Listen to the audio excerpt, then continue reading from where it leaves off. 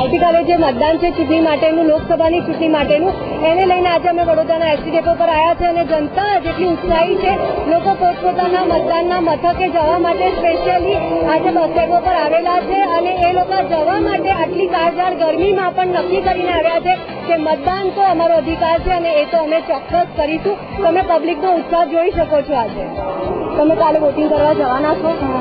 પહેલી વખત છે આ વખતે? પહેલી વખત. તો તમને કેટલો ઉત્સાહ છે કે આ વખતે તમે પહેલી વાર વોટિંગ કરવાના છો? બહુ જ એક્સાઇટેડ છું. ફર્સ્ટ ટાઈમ વોટ કરવા જવું છે એટલે. આવતીકાલે જે ઇલેક્શન છે એને લઈને તમે અત્યારે કદાચ બહારગામ જઈ રહ્યા છો, તો ઇલેક્શન કરવા જવાના છો? હા, જવાનું. વોટિંગ આપવા? અને તમે જવાના છો? દાદા, તમે મતદાન કરવા જાવ છો?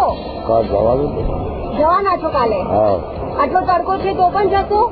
જવું જ પડે ને, નાગરિક છે ભાઈ. પક્ષ કરતા જે નેતા કામ કેવું કરે છે એના પર આધારિત રહેશે. પક્ષની સાઈડમાં રહો, જે નેતા કેવું કામ કરે છે એના પર આધાર રહેશે. નેતા એક તો એનો છે ને જે ડિસિઝન પાવર છે એ પરફેક્ટ હોવો જોઈએ. કોઈના કહેવાથી કોઈની રીતે ડિસિઝન ન લે, એ ટાઈપનો નેતા હોવો જોઈએ. પોતાની સૂઝબુદ્ધિથી નિર્ણય લેવાવાળો. તમે કોઈ પક્ષમાં માનો છો કે તમને એવું છે કે કામ થવું છે? પક્ષમાં એવું કાંઈ જ નહીં, પણ ટૂંકમાં એક સક્ષમ નેતા હોવો જોઈએ અને ગમે તે સરકાર આવે, ખીચડો સરકાર તો ન જ આવવી જોઈએ.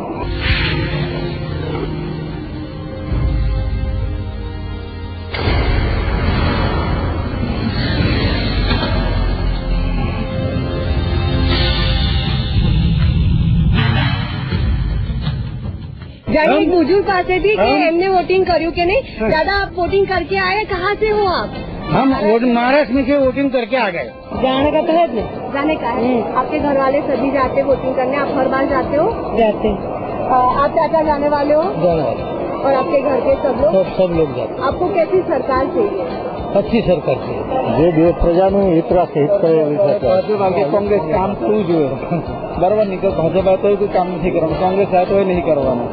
બસ એટલે સારું કોઈ માણસ આવે એવું આપણે ઈચ્છીએ. તો પણ તમે વોટિંગ કરશો? હા, વોટિંગ તો કરવું પડે. વિશ્વાસ નથી તો પણ કોઈ નહીં? વોટિંગ તો કરવાનું જ છે. પ્રગતિ થશે કઈ આગળ આવીશું? હા, વોટિંગ કરવા જવાનું. એક પ્રવાસી સાથે વાત કરીએ જે સ્પેશિયલી વોટિંગ કરવા જાય છે.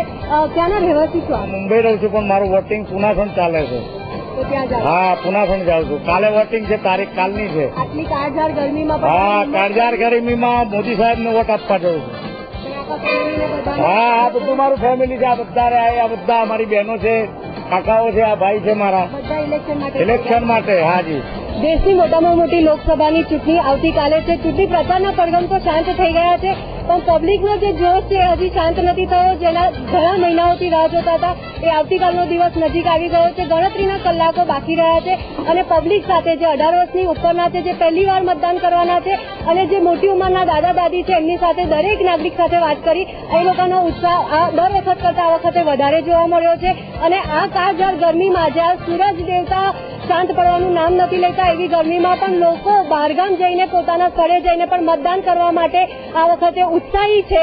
એટલે જોવા મળ્યું કે પબ્લિકમાં આ વખતે બહુ જોશ છે અને આ વખતે સરકારમાં કંઈ નવું પરિવર્તન લાવીને જ રહેશે. દર્શક મિત્રો, ચોક્કસ CNN ની મુહિમને યાદ રાખજો અને આવતીકાલે મતદાન કરવા ચોક્કસ જજો. કેમેરામેન સુરેશ અને વિનોદ સાથે નમ્રતા, TNN.